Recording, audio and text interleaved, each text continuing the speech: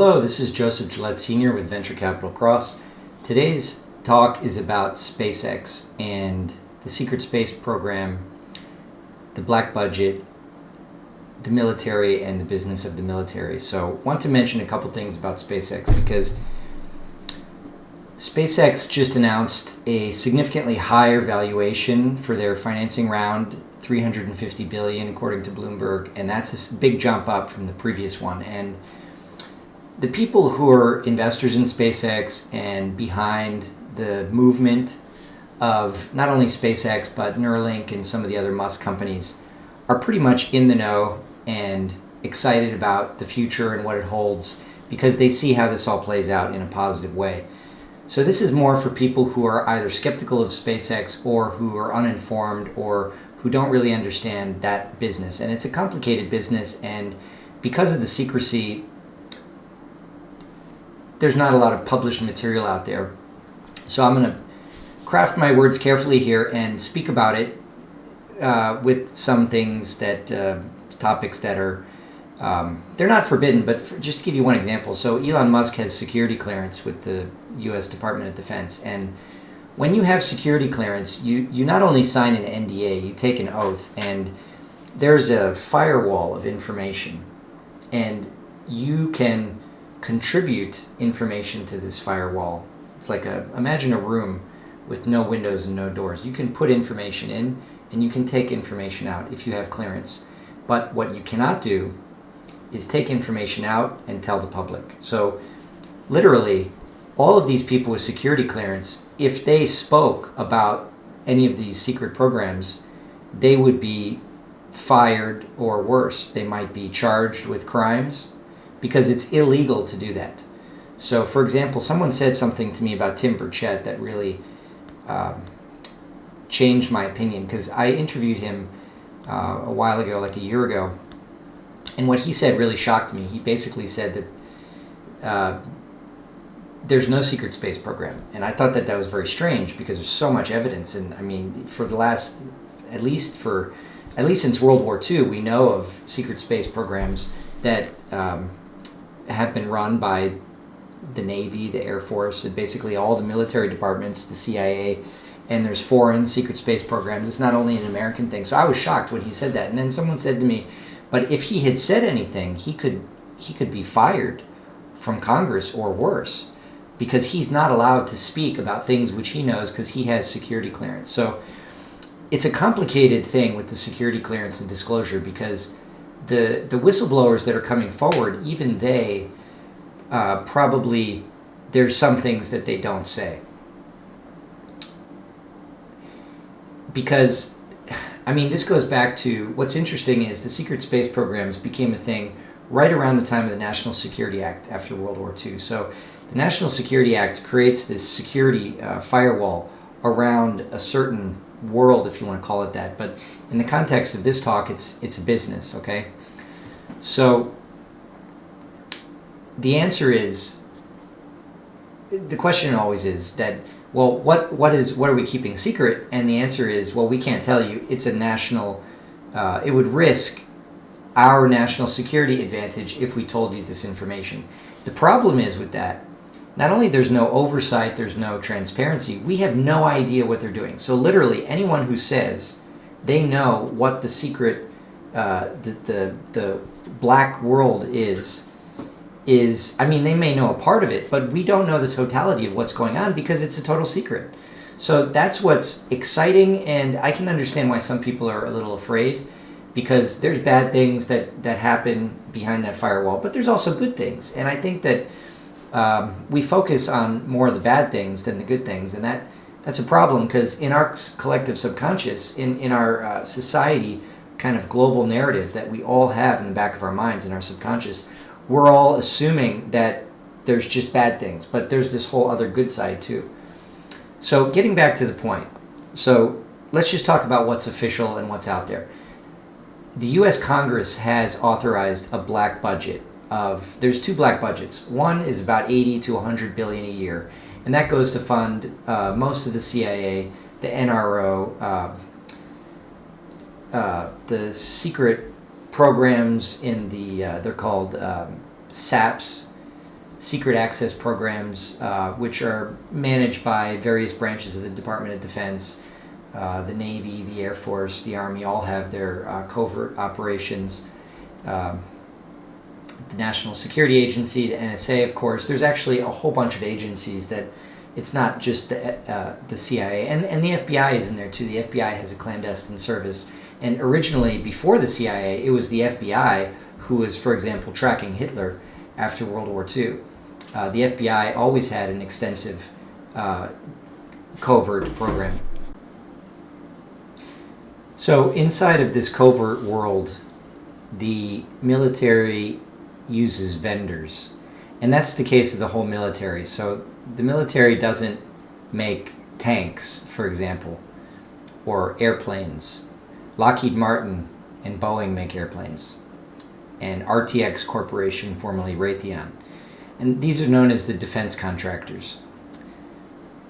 War is a huge business. You've got not only weapons, you've got clothing, phones. They don't use normal cell phones. Everything is custom made, and it's a huge business, and it's mostly a manufacturing and designs business, and there's some technology in there, and it's a two-way street. So after World War II, they created this thing that they call dual-use technology. So the idea is, why are we funding all this money to the military? Well, the answer is, we're going to use it for a military advantage against our enemies, and then after 10, 20 years, when it's no longer kind of secret, like stealth technology, we're going to release it to the public through Silicon Valley corporations. So if you look at the microchip, Kevlar, fiber optics, computers, cell phones, all this stuff came from the military, or you could say like the black world, and it's given to Silicon Valley, and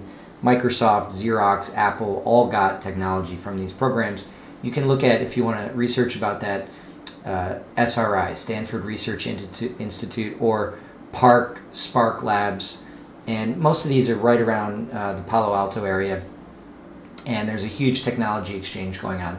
And this not only justifies the budget for the military, but they look at it like a good thing, because on the surface, the military is bad. We're spending money and we're killing people. That's not good, so we have to have kind of an upside to justify all that. So where does SpaceX fit into all this? So SpaceX, a couple things that are unique about it. Number one, SpaceX does not make weapons. That means they don't make bombs, they don't make missiles, they don't have any plans to make anything like that. They do make communications technology, and they have some contracts with the covert, with the NSA, and with some surveillance organizations for surveillance satellites and different communications related tools, and there might be some lasers attached to it, but the bottom line is SpaceX doesn't get into weapons. But they do have contracts with the military, so that's what makes SpaceX kind of interesting. Now, if you look at something like Anduril makes attack drones, and there's a lot of defense contractors, so I'm not getting into the comparisons here with other companies. The point is that SpaceX focuses on Starlink, which is just a civilian, and they also have a military communication network that they offer contracts to the military for communications. And Starlink is a wonderful thing. I have friends that have Airbnb cabin rentals in the mountains, and Starlink is super fast, and you can use it literally anywhere on the planet. So it's a communications thing. They make rockets. They make logistics for other companies. So if, for example, there's a huge asteroid mining industry, and there's a bunch of companies that want to go to the moon, SpaceX is providing the hardware. So at the end of the day, SpaceX is primarily a manufacturing company. So there's very low risk of fraud in SpaceX. So because it's not something abstract, it's not like AI or software where you have these non-physical variables. SpaceX is very much in the technology business and in the physical manufacturing business. That means SpaceX is primarily a manufacturer, and secondly, a logistics company that's providing mostly space logistics, but also Earth-based, like in the case of Starlink, it's an Earth-based service. And this is opening up new markets. So why is there excitement about SpaceX? Because there were some competitors, Blue Origin and a couple others, but they've mostly all failed. So SpaceX is kind of a monopoly on space logistics, and space is a total blue ocean. So for those who have not read, I highly recommend a book, Red Ocean and Blue Ocean. It was written as part of this Harvard Business Review series of business books, and the idea is that in red oceans is where there's sharks, and the sharks are all eating a limited amount of meat, and many of them will not survive because there's a limited pool of fish or whatever they're eating, and the sharks may even turn on each other and eat each other. It's just a bloodbath. It's a red ocean. A blue ocean is a new market. Like Airbnb created a whole new market where for a while they basically had no competitors. And so SpaceX is a leader. Of course there's going to be competitors in the future, but they have the first mover advantage. And for the time being, it's a total blue ocean. So in space, you've got trade, you've got colonization of other planets like Mars and the Moon. You've got deep space communications. You've got asteroid mining. You've got space logistics for projects that other companies want to do. For example, there's companies that want to do traditional manufacturing in space, because in space you can manufacture things that you couldn't get the same precision on Earth. For example, the ball bearings. You can make a perfect ball bearing, a perfectly round ball bearing in space. And David Adair is working on that, and he pitched that to NASA a long time ago, and they poo-pooed the idea. But I think the whole point is that there's a lot we can do in space that now is going to be approved because of the sentiment and because of the global awakening, or whatever you want to call it, that just wasn't possible before. The 1980s and even after 9/11, the focus was just war and terrorists and whatever, bad stuff.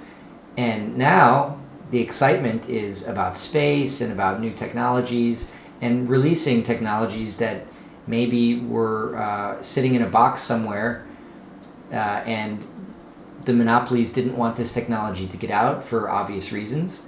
And now maybe it'll be drip fed out. And because it's such a big world. So even if we skip free energy, let's say free energy is off the table. You've got health technologies. You've got things that, even the list of things that NASA had developed as part of the, what was it called? The Space Labs program, where they basically created this space capsule where you could rent a small box in space and do experiments up there. And some of the commercial applications that came out of that program were just immense. Energy, solar panels in space, and different things that were not allowed at the time. I'm talking in the 1980s and 1990s, to come out because of various interests that felt like this would be a competitor to their industries, or whatever the politics were. If things like that are now going to be developed, SpaceX is going to be the company that is going to be at the center of that, because there currently aren't any competitors to SpaceX in that regard, and they have a huge advantage, not only in terms of capabilities, their employees, their capital base, their track record, their current technology. Catching these rockets is just amazing, and they're growing. Their traditional rocket business is growing by leaps and bounds, and there's other things that SpaceX does that, in service to these covert programs, it's a contract where SpaceX is developing, for example, the NSA satellites. We can talk about, because you can find news articles about this. They have this satellite technology, and they don't get into in these articles how it works, but the point is about SpaceX, that is being developed by SpaceX for their customer, who is the NSA. So all of those things that have commercial value, those are not obviously on I mean, they're not clearly on the SpaceX balance sheet. So on the SpaceX balance sheet, you've got their rockets business, you've got Starlink, you've got asteroid mining, and they're not necessarily, in the case of asteroid mining, they're more of a logistics provider. So they're not necessarily doing the mining themselves. And I'm not saying that they're not doing the mining. I'm saying that there's many parts to asteroid mining. SpaceX is the only company that's doing the logistics as far as launching the rockets, whatever kind of machines are going to be doing the mining, communicating with those machines, remote controlled robots, whatever it is, bringing the stuff back to Earth. SpaceX is at the front and center of doing that. Any of those asteroid mining operations can be hugely successful. They calculated just on one asteroid, there's quadrillions in value in one asteroid. So how much is that worth to SpaceX? It's not really even relevant to calculate. The point is they have this business which is a huge potential upside. Meanwhile, their foundation business, which is rockets, logistics, customers like NASA, for example, NASA is kind of out of the manufacturing business and is outsourcing to SpaceX, as most of the military does. Most people don't know NASA is part of the military. If you look at when NASA was created, it was created as a branch of the military. In any event, SpaceX has these customers that are, there's nowhere else they can go. So they're just knocking out their track record, knocking it out of the park consistently. And I think the other excitement about SpaceX is that SpaceX is neutral as far as they're just doing their business and not paying attention to the noise. They're staying in their lane and just moving forward. So it's not a case of like SpaceX is not making a stance or doing something that because of some ideals. They're just knocking this business out of the park, and there's no one else doing it. And I don't think that I think they would be open to competitors. It's just that nobody has been able to really step up to the plate. So SpaceX is kind of in its own class. So yeah, as far as the valuation, $350 billion is huge. But if you consider just a small part of some of these space technologies, space manufacturing, for example, like these balls would be frictionless. These ball bearings in machines, almost every machine. We're talking from cars to tractors to airplanes, buses, almost all machines that have gears, that have machines, use ball bearings. So having things like that, that's just one example. There are thousands of examples. That's a total game changer. So SpaceX is a real paradigm shift technology, if you want to call it that. It's an enabler. SpaceX is an enabler. That's the best way to put it. So it's not so much about their core business. The core business is amazing. So I'm not saying that it's not the core business. It's all these other things. And let's talk a moment about some of the traditional defense contractors. Boeing is a total dumpster fire. I'm not an expert on Boeing, so I don't want to get into like how or why they failed, but the failure at Boeing is endemic. That means it's part of Boeing. It's not something that they can just hire a CEO and he fires a couple people and it's back to normal. Boeing is going to have to be completely restructured, and I would see them even as a takeover target. Raytheon has a different kind of business. They're focused more on weapons and weather modification and things which are just their core business that they've always done. They do some other things like it's now called RTX Corporation. They used to do the security for Area 51. So the way the military works now is instead of doing things yourself, you hire private contractors, and there's this Blackwater or whatever it's called now that provides services to the military, and those services may be, they may be mercenaries, it may be people. It's not just weapons anymore. So I think that for whatever reason, RTX Corporation, Lockheed Martin, Boeing have not tried to compete with SpaceX for this, for whatever reason. It may be by design, it may be by accident, but they're in a separate sector. And Lockheed is very overwhelmed with their existing business of making various planes, and there's always new generation of planes and different aerospace technologies, and there hasn't been it's been kind of a new market that SpaceX has opened up, and you don't have that traditional sense of competition. So that's good about SpaceX as well. And as far as some of these secret space programs, we don't really know too much about them. There's been whistleblowers that have come out, and we don't know a lot about them. But what we do know is SpaceX has contracts with Space Force. So whoever's making this hardware, SpaceX is a major player in the non-weapon advanced technology manufacturing capabilities space. So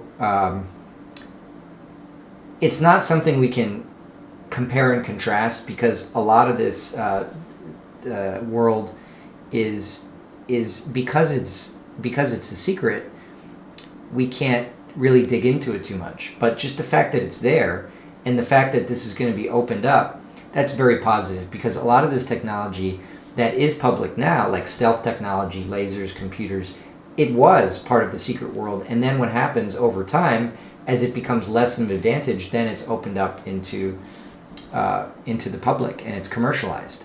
So by being that conduit, they're going to benefit from some of that. And then there's some funny things that so there's kind of two black budgets. There's what Congress authorizes, which is the 80 or the 100 billion, and then there's this other black budget, which is the profit which is made from the black budget program. So let me give you one example with Boring Company, what someone told me.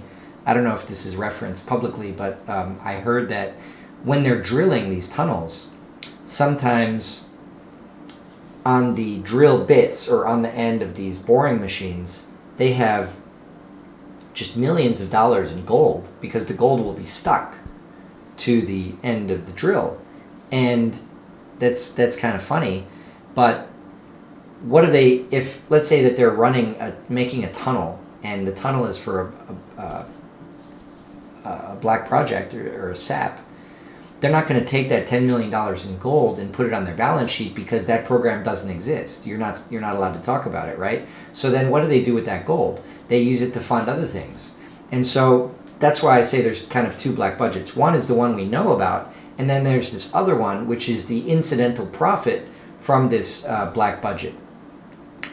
And so this disclosure is going to be interesting, because as people start talking about these black projects, there's a lot of interesting things that they've been doing, and a lot of positive things. And I think that we're going to have a lot of positive surprises as well as the negative stuff. And especially as far as the business discussion about these companies, SpaceX is, however they're involved in the development of these projects,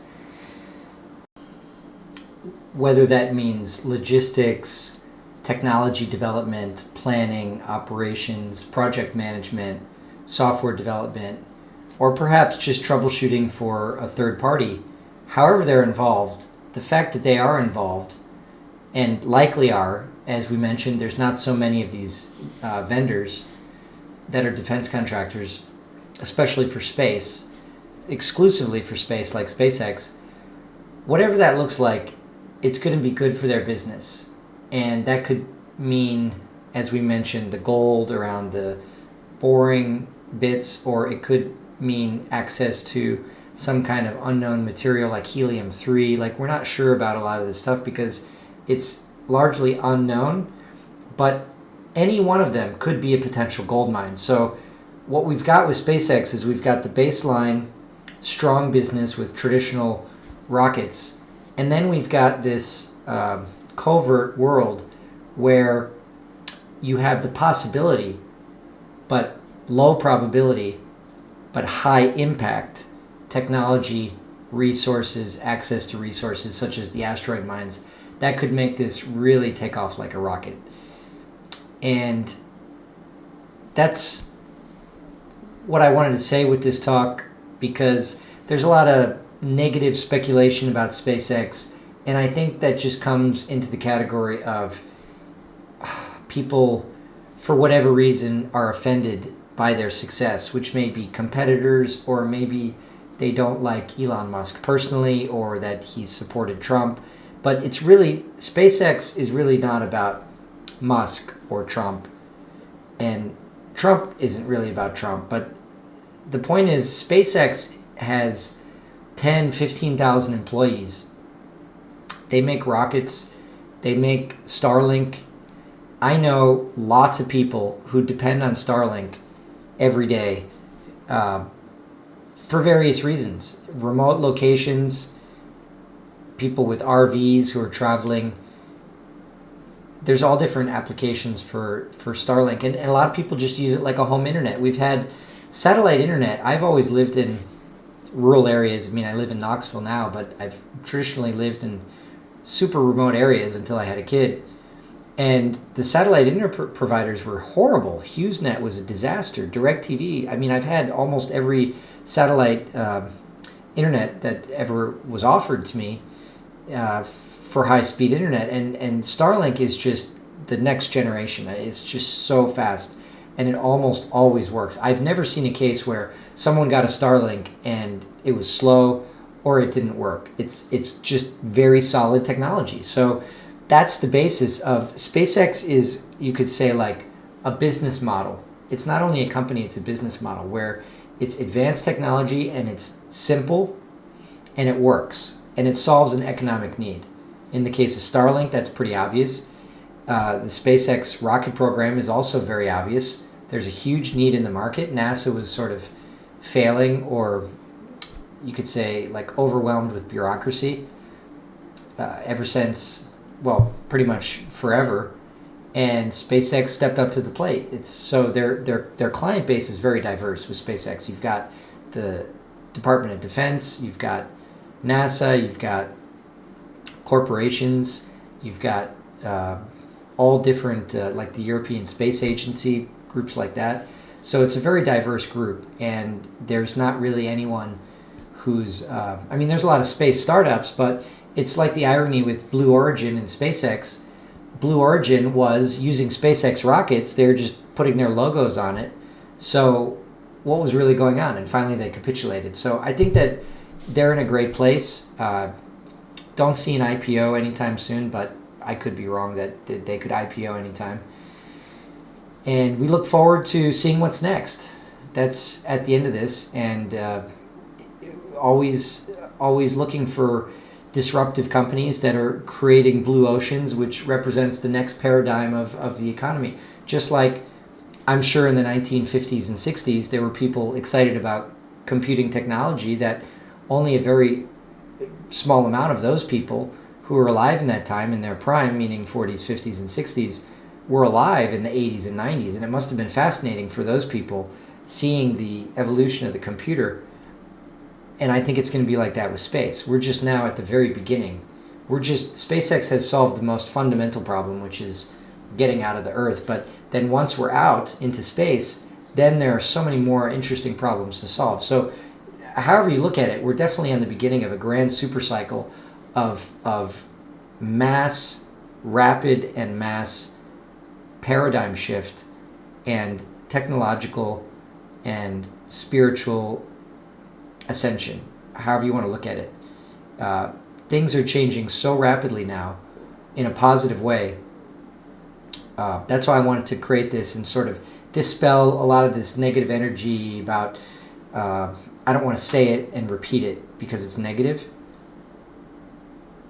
No one is investing in SpaceX because they think it's going to go higher. Like, let's just real quick, and then we'll end this. Before we end it, let's compare SpaceX to Bitcoin. When you invest in Bitcoin, Bitcoin has no intrinsic value. You're just speculating that it's going to go higher. SpaceX is the opposite. SpaceX builds things. So at the end of the day, let's say the stock goes down and they liquidate everything. They have factories, rockets, they have a business, they have employees, they have a whole infrastructure, a huge infrastructure. And that's valuable, and that's driving value. So maybe the valuation is overvalued. That's a different kind of discussion when you look at the price to earnings ratio and things like that. But in the same time, like we discussed, the potential for something that's highly profitable, even though that's low probability, would have a very high impact on the stock price. It's like exploration of, you could compare SpaceX really to like the venture capital that financed Christopher Columbus, for example. They didn't know what to expect in the New World. Would they find gold? And actually, many of them, maybe Columbus didn't succeed in what he intended, but many conquistadors did find gold and brought them back to Europe. And a lot of that wealth still exists today. The colonial wealth that came and discovered all kinds of things, even if you want to just say it's as basic as the United States has had raw resources which were developed into industries. And that's now the barren class of the United States, the blue bloods. So SpaceX is on this cusp of, you could say, like creating an asset class. So it might not even be SpaceX itself, but the industries that it's going to create. For example, you have a colony on Mars. And let's say there's a factory on Mars that's making parts for spaceships or something like that. What's that worth? Or what's helium-3 worth? Or some of these asteroid mining operations, what's that worth? We have no idea, but it's valuable. The point here is that we're driving value through rapid technological change and paradigm shift of markets. That means a more advanced civilization and advanced society. Because at the end of the day, space represents a high, deep tech industry. It's not something like agriculture. And nothing against agriculture. I'm just saying, when your civilization is being led by your most advanced technology, that's a positive thing, because technology will ultimately not only bring you out of poverty, but it will allow you to advance spiritually. I mean, do you think that advanced civilizations really use money or have problems like we have with disease and hungry people and all this? Of course not. And technology will enable that. So to all the people who are negative about the SpaceX business model, it's not only wealth that can solve these problems. In fact, I would argue that wealth makes those problems worse, like the problem with the school system. The more money you throw at it, the worse our schools get. But in the case of when you're developing advanced technology, you can make things like automated food factories with robots, for example.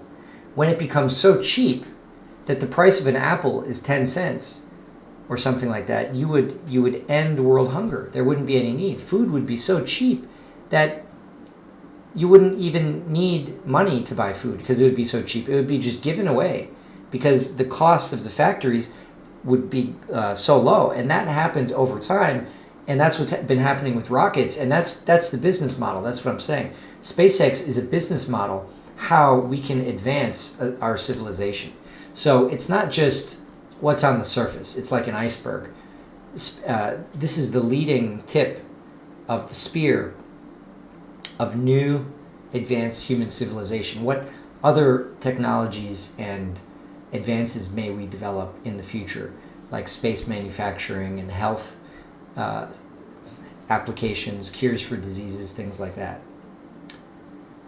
Thank you for listening. And if you're interested in venture capital and private companies like SpaceX, you can go to vccross.com/learn. Have a great day. See you next time.